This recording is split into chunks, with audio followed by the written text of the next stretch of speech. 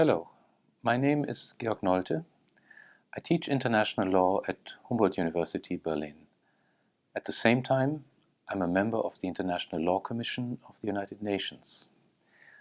The Commission is a body of 34 experts who are elected by the General Assembly for a period of 5 years.